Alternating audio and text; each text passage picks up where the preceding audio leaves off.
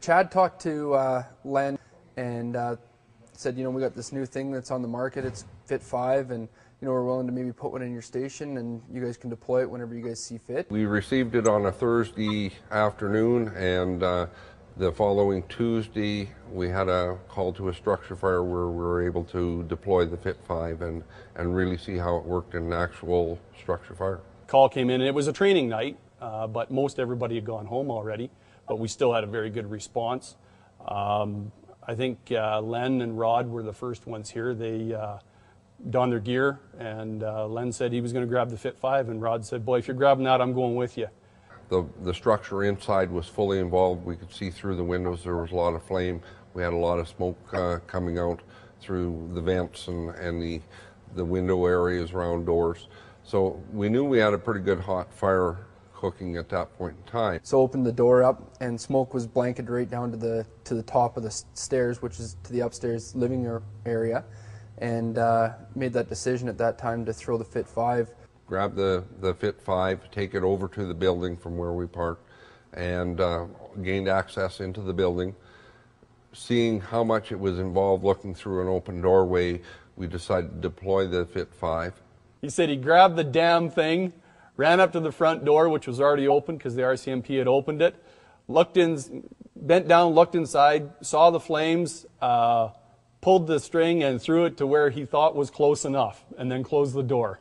So we let it do its job, and we're quite surprised. There was a basement window open. We've seen the chemical powders from the Fit-5 coming out through the basement. So we knew it was doing its job inside because the smoke started to change color from a real black smoke to a whitish color. Let it do its thing, and by the time the pump got there, the fire was out. Basically just some smoldering embers. So when the guys arrived on scene, got their hoses ready, and with the thermal imaging, they gained access into the front door as well. And they could see the room temperatures at that time were in the neighborhood of 300 to 400 degrees.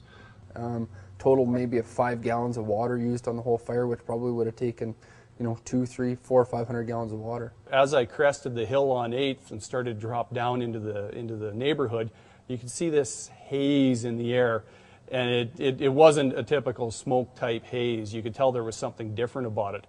I arrived on scene and set up some traffic control procedures to protect the supply lines, and walked up to the scene, and nobody's doing much of anything. Everybody's pretty much just standing around outside of the structure. So at that point, I kind of had a feeling, you could almost sense that in the air there was something different. You could smell it, taste it, feel it, whatever you want to say, but something was different. And that was when Len told me he'd deployed the Fit-5 into the front door of the structure. Once I finally did get a chance to go inside, very little water. I noticed even as we were doing the investigation, kneeling on the carpet on the floor, the knees of my gear weren't even really getting wet, soaking up water. So obviously the device laying within 2 feet, I would guess, of the seat of the fire, very, very prevalent. You flip it over and you can still read the decal on the bottom of it. Quenched everything. Really as far as attacking the fire, not much to do, more or less just some salvage and overhaul at that point. My guys were a little disappointed because they like to put the wet on the red, and they didn't have to do that as much.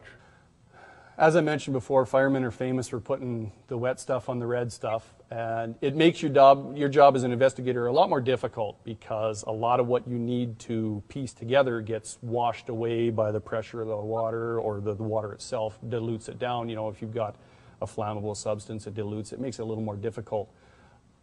With the Fit-5 not really disturbing anything, everything was still intact. What we needed to look at was still sitting there. The debris, the television set, everything was still in position. We didn't have to find parts and pieces scattered throughout the living room and try and put it all back together. So yeah, it maintains your scene as an investigator. It maintains the integrity a whole lot better. Any water that was used by fire crews was used in this immediate vicinity here. We had a large wooden, older style television sitting in this vicinity here. Over here against the banister railing, we had a plastic garbage bag full of assorted garbage and such. We had some broken bottles around, some melted bottles of cleaning supplies that were sitting on the television. Fit 5, like I say, Len tossed it up the stairs, landed right here. Perfect deployment in, as far as location goes. It was right near the seat of the fire.